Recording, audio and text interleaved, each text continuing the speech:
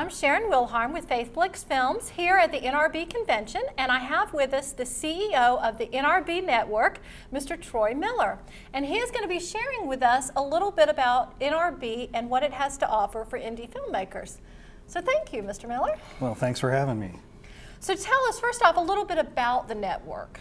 Well, the NRB Network was founded in 2005 with an association between DirecTV and the NRB association. DirecTV had a chance to give what's called a non-commercial educational channel, and they decided to give it to the NRB association. So we launched the network in 2005, and when we did so, we kind of asked ourselves, what do we want to do in Christian television?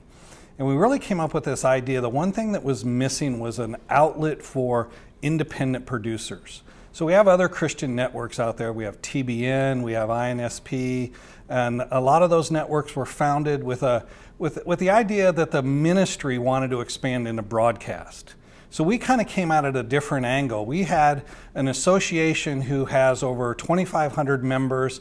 Quite a few of them on the television side, more than 900 of them, are independent producers. And so those folks needed an avenue, an outlet. How do we get our program on the air? How do we get it in front of people?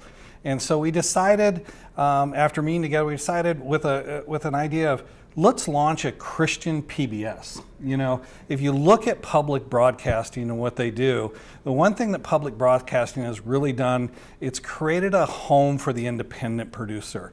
So they don't have flagship programs. Some of the stations produce programs, but a majority, over 65% of what's on public television is produced by independent producers. So we launched it with that idea. Very interesting. So tell us, what are some of the things that you have shown on NRB? Well, we've had a number of neat things. One of the things we did was we decided let's program for the audience. So we started off with some morning devotional time, and then we have a large block in the afternoon that's for women's programming, and then we have family block programming, and then we took our prime time, which is normally where you would put your in-house produced program, but we divided that up and we said, look, we want to give this to very different genres throughout the week. So we started with public policy programming on Monday, and apologetics, and then science programming and documentaries and biographies and those kinds of things, and then on Saturday night with some arts and entertainment. So we've had some really neat programs over the years. We've had some really cool things. We've had everything from Christian reality. We had a group of young independent producers who were doing street preaching over in Europe, and they took it out and they filmed it live, you know, and of course you can imagine Europe being fairly hostile to the gospel. Some of those were neat. Southeastern Assembly of God University took a group of their film producers and their film school kids and sent them out with their kids going on mission, and so they matched up a kid going on a mission with a kid with a camera and filmed it. And it was very, very exciting. We've also brought a number of new things. We're the largest carrier of apologetics programming. So we brought Ravi Zacharias, Frank Turek, Eric Metaxas, and a number of the folks who are really defending our faith and really helping build the church up. And so that's kind of our goal. So if you're an independent producer and you're out there saying, look, because it's so inexpensive to produce today, if you're saying, look, I've got a great idea and I want to produce something and I want to get it in front of people for the sake of the gospel or sake of discipleship, or just because, you know, I'm doing my craft and this is where I think God's called me, then give us a ring, because we'd love to see and love to talk to those independent producers.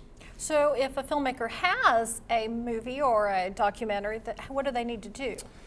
You know, the best thing to do is if you get it up, what a lot of ours do now, because we're in such a digital age today, is they do their production. They either get it in a rough pilot stage, put it up on YouTube or Vimeo on a private channel, and then send us an email. You can send it to info.nrb.tv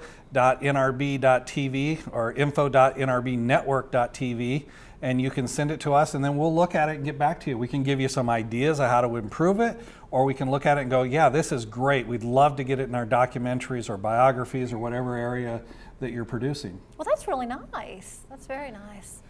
It's very exciting because, you know, we live, like you said, in this digital age where kids are producing, you know, videos on YouTube with their iPhones. That look great. That are in full HD, and it's just incredible. So it's really opened up the door. I know a lot of people say, you know, this is a rough time to be in the media industry. I disagree with that. I think this is a great time to be in the media industry and a great time for Christians because we can really use this medium to reach people for Jesus Christ.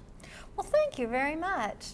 Well, that concludes our interview. I am Sharon Wilhelm, Faithflix Films, and again, we have with us Mr. Troy Miller, the CEO of NRB Network. Thank you.